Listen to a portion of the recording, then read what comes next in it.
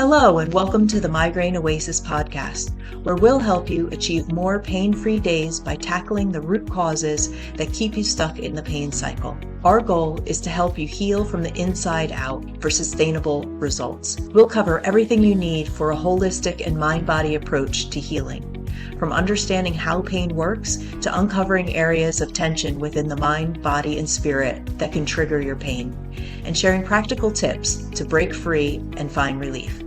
I'm your host, Karen Ash, a former chronic migraine sufferer, certified coach, patient advocate, and migraine mentor here to support your healing journey. If you're ready to change your relationship with migraine and get back to living, let's dive in.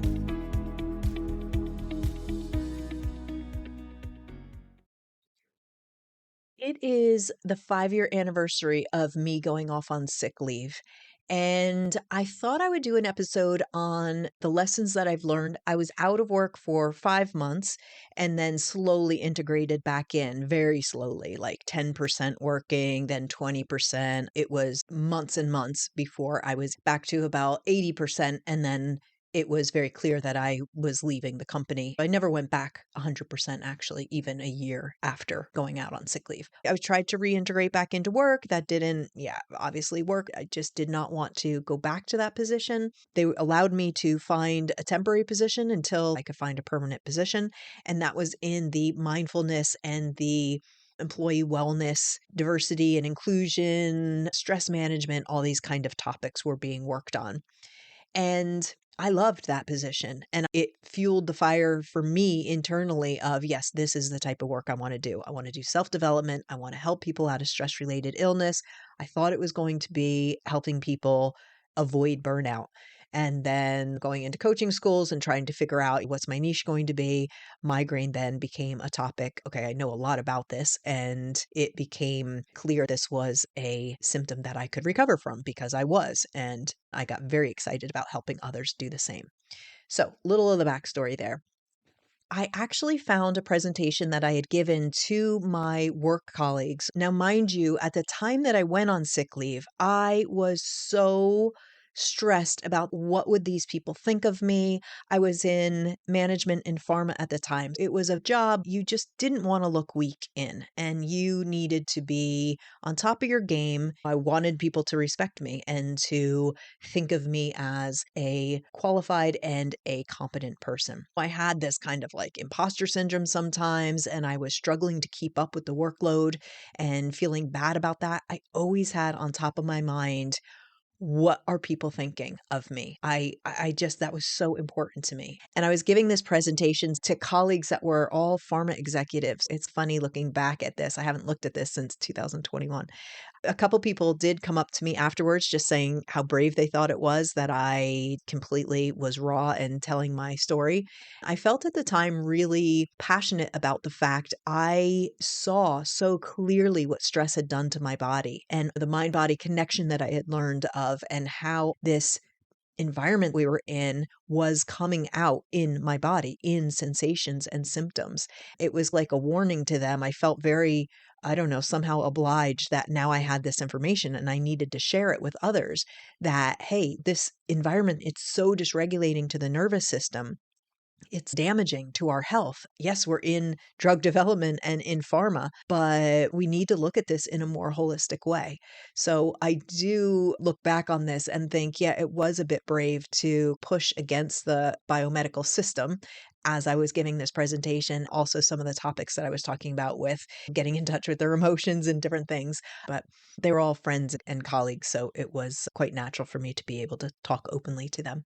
But to this point, when I went out on sick leave, it was that aspect of, what do these people think of me? They're going to think I couldn't handle the stress. They're going to think ill of me. I'm putting more work on them now. And I had a lot of shame and guilt around that. Everybody's going to know, don't give Karen any more assignments. Don't give her any big projects to manage because she's fragile now. She can't handle it. So I was really very conscious of that and scared of that I had just killed my career. And inside hindsight, thank goodness I killed my career in the next year anyway, I pulled the plug and said, no, no more. I want more for myself. So, yeah. So, anyway, without further ado, let me get into. I first started talking about that I had been under stress for 30 years. This wasn't just this latest job. I had stress for ages. I went into some of those aspects of going to university or positions that I got outside of graduating. They were high pressure sales management positions. I had a meeting planning company for 10 years that I was doing meetings worldwide for pharma companies. So there was always stress, and that wasn't the problem. It was how I managed the stress. I went into some of that and then saying in mid stage of all this, I was having a lot of different things. Like I was uncomfortable with change, and we had a lot of change in that environment. We had restructurings very often. I was nervous about financial security, and that was a generational trauma. My mother was always having this nervousness of, do we have enough? Will there be enough? Her parents grew up in the Great Depression. Her grandparents came over on the boat from Germany and struggled to make it for a bit.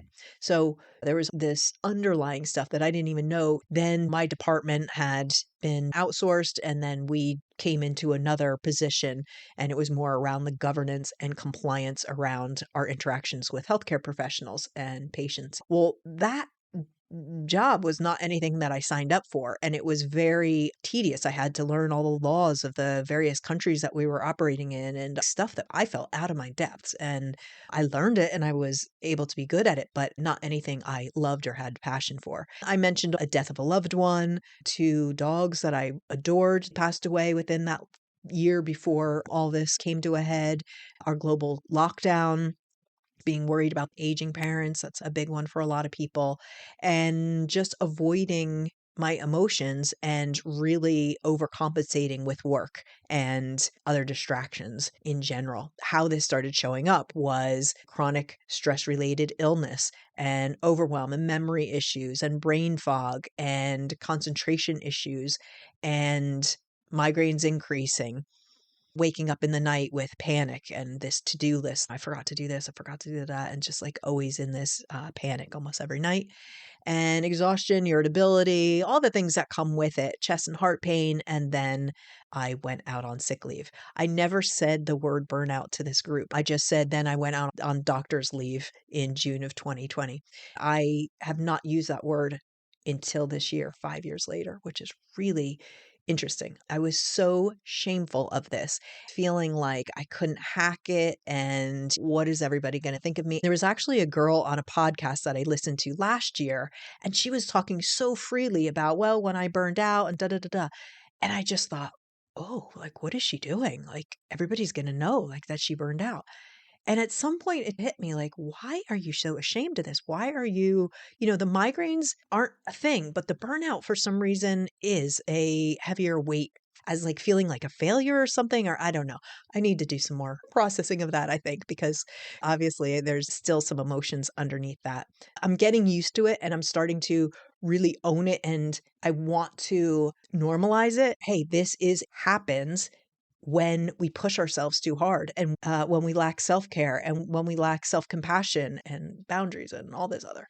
So I do really feel strongly now to name it what it was and let's move on. The first lesson learned was having an honest, brutal self-awareness is so important.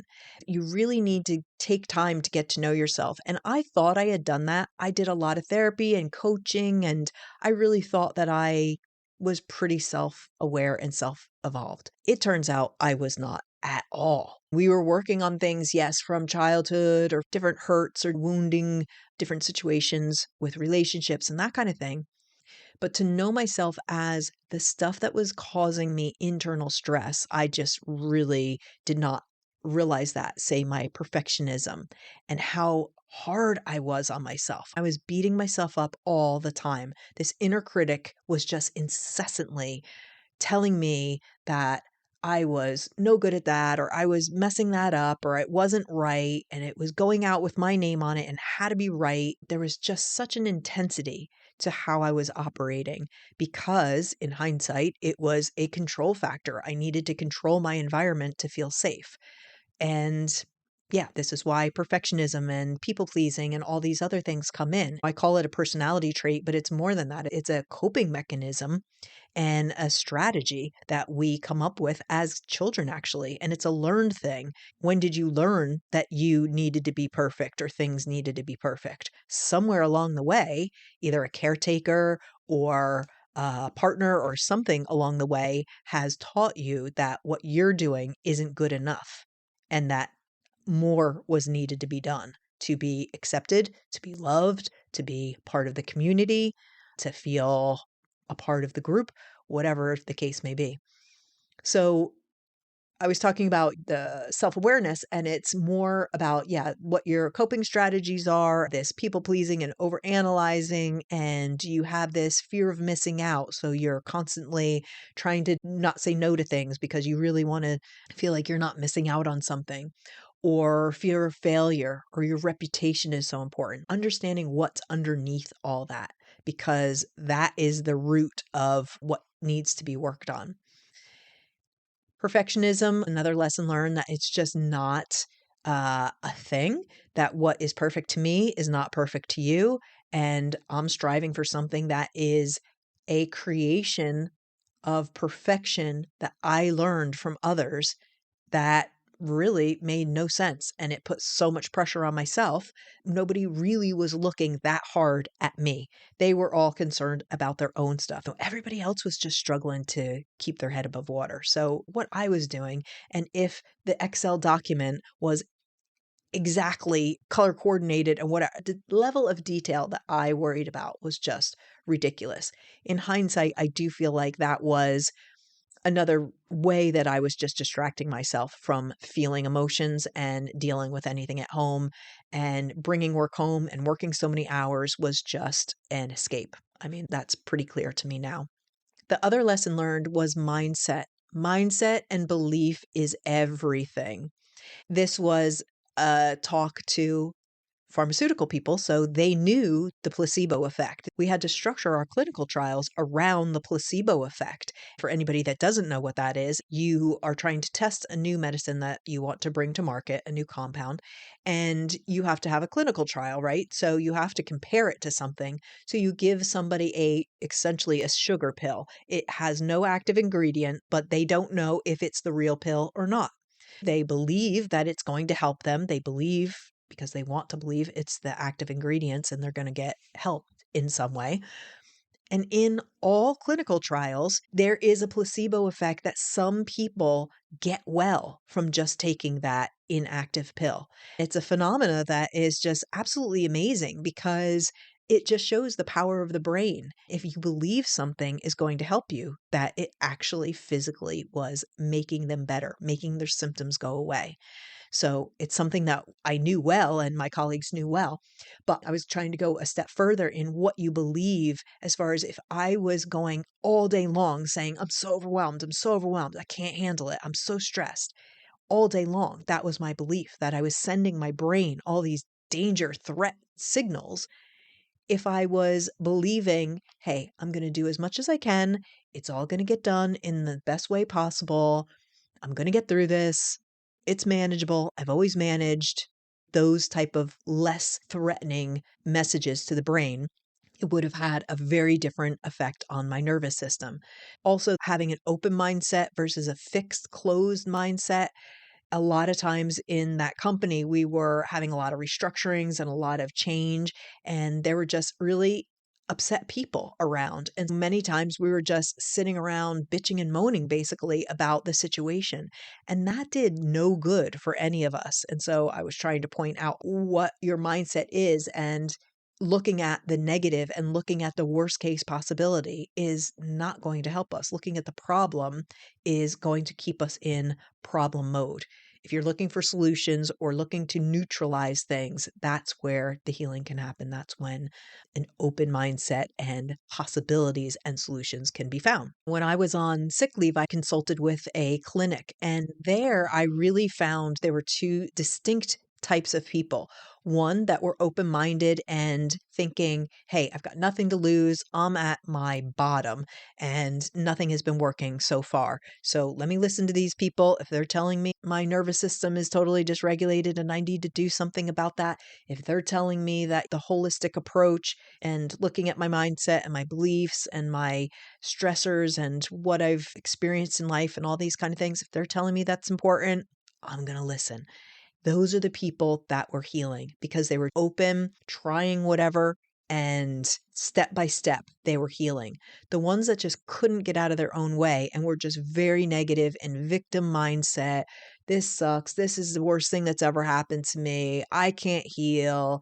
It's a disease. It's a disorder. It's a condition. And just so negative in their thinking. Those people, I can tell you, did not get better. And if anything, potentially got worse. I saw that very clearly over time.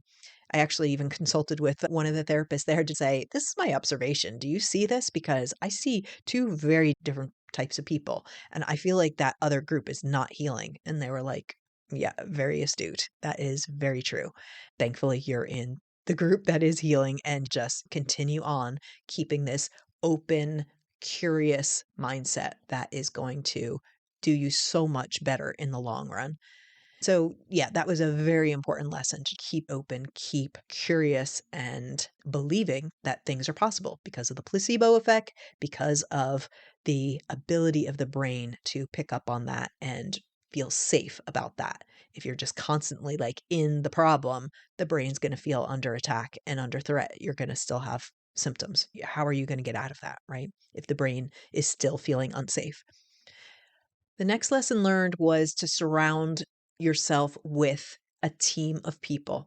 Sometimes you can afford coaching or therapy, sometimes not. It's more to do with getting your tribe, getting your community, figuring out the people who are making you feel safe and heard and recognizing what you are going through, finding communities that are healing, not the Facebook communities that are talking about being support group, but all they're doing is complaining about the problem and talking about what medications and what the doctors are saying and all these things.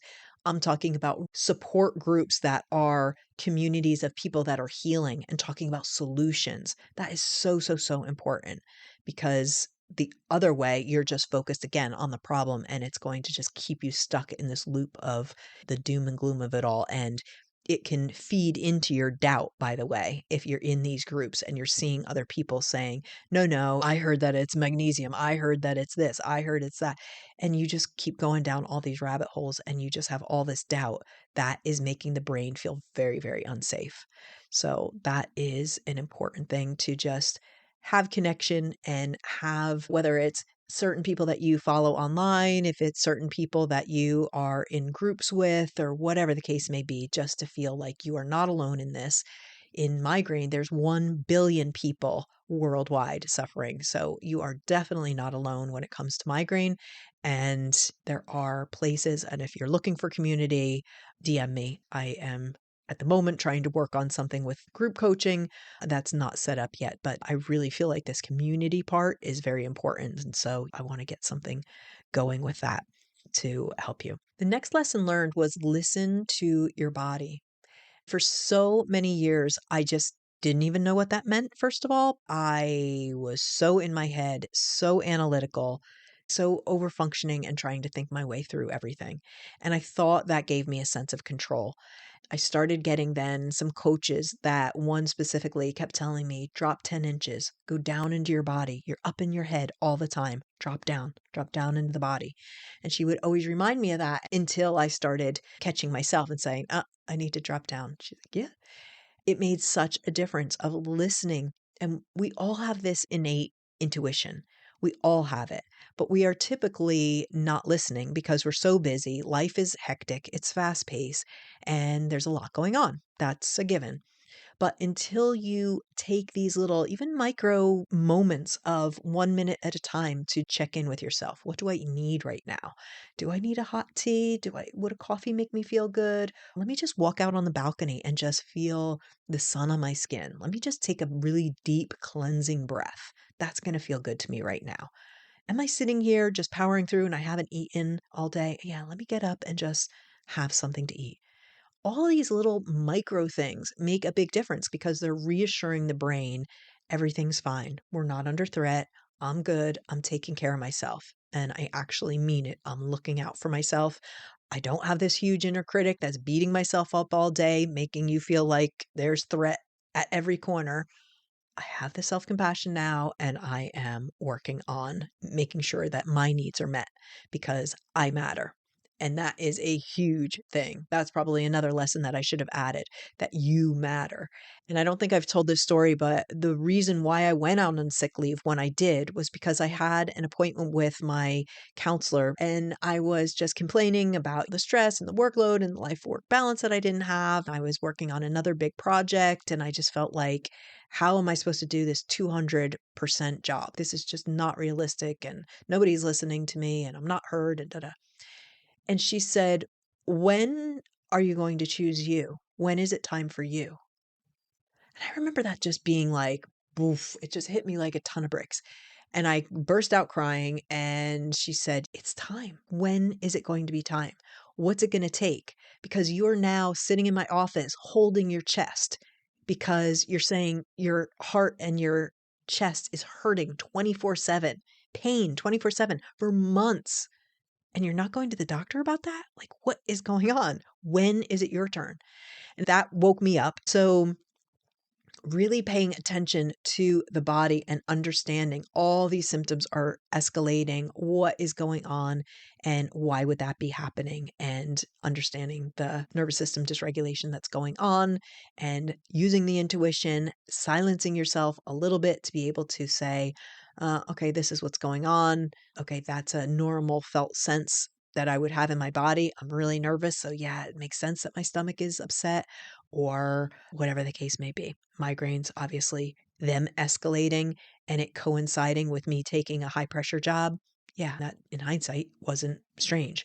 Also, the fact that I moved countries, there were so many different stress factors and my personality traits and defense mechanisms that were really coming out in full force that caused me so many problems. So, in hindsight, it's not surprising at all, but it's listening to the body is just so important. We're so detached from our bodies and so stuck in the mind. And it's so important to remember that to come back every once in a while. The next lesson learned was that little things do add up to make a really big difference. They don't feel like it at the time, maybe, or you just think, what's 1 minute going to do some mindfulness or walk out on the balcony or whatever I was just saying of different techniques that you can use. And it really does, though. It's regulating the nervous system. And if your brain is feeling like it's under threat, but yet you're going out and taking a really deep cleansing breath. Well, it's like, okay, well, there's no big saber-toothed tiger chasing her. How much danger could she be in if she's doing that? That's not a normal thing to do if you're not safe.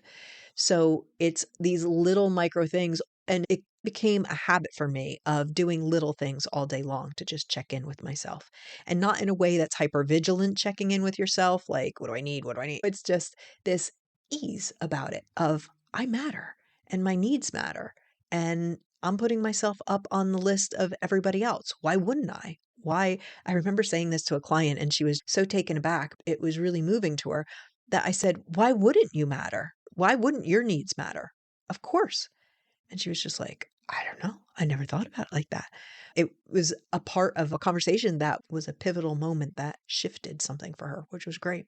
And so I wrapped up this presentation by saying where I'm at now. And I have decided that I did not want to continue doing the work that I was doing, that I was starting to work in the stress management, and that I would be glad to be a consultant on anything if anybody needed anything. And I was saying that we are under a restructuring at the moment. And one of the things I'm working on right now that might be helpful to them was sitting in the unknown. That was very uncomfortable to me before, and it still was, but I was learning skills to be able to sit in the unknown and realize what's in my control, what's out of my control, the amount that I would allow myself to worry about it, basically. You can control your thoughts and your emotions. You do have influence over what you're thinking about. A thought could come in. Obviously, there's a lot that's coming in from the unconscious mind, but you can learn to stop it and say, no, I'm not going down that rabbit hole. I need to focus on these things that I know bring me in the direction that I want to go to. Still to this day, I think those are the main lessons that I learned. There's a couple other ones that I want to mention, and one is the nervous system regulation, or what understanding of the nervous system can do for you. Understanding that there's a regulated state and there's dysregulated states, understanding how you feel in those dysregulated states. When you're in fight or flight and you're super stressed out and in this anxiety, this hustle mode, and this like activation type of braced for something, that mode versus a shutdown or a freeze state where you're numbed out and disassociated and, oh my gosh, not one more thing. Like, I can't handle one more thing. Understanding that stress is a part of life. It's going to come in our life no matter what. That's just inevitable. But how we can ride the waves of the stress states in our nervous system to not get stuck there, that is the key. Over time, I realized what was causing a lot of the chronic pain and symptoms in both myself and clients and everybody else that I've seen that are in these communities that are healing was that the nervous system was in a prolonged state of survival, and that is in this fight or flight or freeze. Learning how to recognize that goes back to the lesson of being aware of your body and how you're feeling so that you can take action and do things to regulate the nervous system if needed. And one of the last big learnings that I think I took out of this situation was stress has many, many forms, as I often say. I just did not realize I thought stress was day to day, like what's your work, your relationship, things going on that you're worried about. That was called stress. And I had no idea that it was internalized things that were back in the subconscious, that these repressed emotions, emotions that you never dealt with in life, adverse childhood events. Now I know there's a direct correlation actually to adverse childhood events and people in chronic pain later in life. People who have IBS, fibromyalgia, chronic fatigue, some of these things, there's a direct correlation to your ACE score, it's called ACE, adverse childhood event score, and the severity of the symptoms. That is big. That's a huge factor. So understanding that stress comes in many, many forms. It's the childhood, what happened? Have you dealt with that? These emotions, and have you done the processing, the awareness, first of all, bringing it into awareness, because a lot of that is in the unconscious mind. And have you processed it, felt it in the body, and then processed it? So that is no longer a tension that you carry within the body, essentially. The body keeps score. Another big one is self compassion. I just had none all my life, I think, and working on that, actively recognizing the fact of how horrible I treated myself all these years and how many mean messages were in my head all day, all night. I could have done 100 things right during the day and accomplished a million things. And at night when I was going to bed, it was always, oh, I didn't do this, I didn't do that. That person's going to be upset because I didn't get back to him on that. It was always the what went wrong, or that person said this and that stuck with me. Not the 10 compliments that I had gotten of how helpful I had been, but the one that had said I didn't get back to him in time. So it's self compassion of, you're a human being. You are trying the best you can. And we need to have compassion for what we're going through. This is a journey of trying to look back on sometimes decades, in my case, of patterns and beliefs and ways of being that were coping mechanisms that we never chose. They were either put upon ourselves, these beliefs from caretakers, society, friend group, whatever, so to bring that power back within us and this empowerment to start living a more authentic life, and in a life that you're treating yourself well, treating yourself with the same respect as you would a child going through the same situation or another friend that you care for. 5 years, in a way, it feels like so much more time has gone by. In a way, it feels like it's flown by. I've accomplished so many things in that time. I did leave that work. I got my coaching degree. I started the company and trying to, yeah, make a difference in somebody else's life now and trying to coach others. If you do need support in any way, please do feel free to reach out to me. And in the meantime, keep watching some of the content. There's plenty of other people out there that are doing great work with migraine. I really hope you find the resources that look at this as a neuroplastic symptom. The old model that we've been listening to, that it's an incurable disease, that you have no hope other than pain management, is just not correct, first of all, but it's just not helpful. So looking at it in this biopsychosocial model and looking at the biology, the psychology, your emotions, your thoughts, all this, and the social aspect to how connected are you? How supported are you? How are you feeling in your environment? Do you feel safe? Do you not? Are you seen? Are you heard? All these things matter to our overall health. I want to get that across, that looking at it in that lens is so much more helpful, and it's leading to people healing from chronic migraine.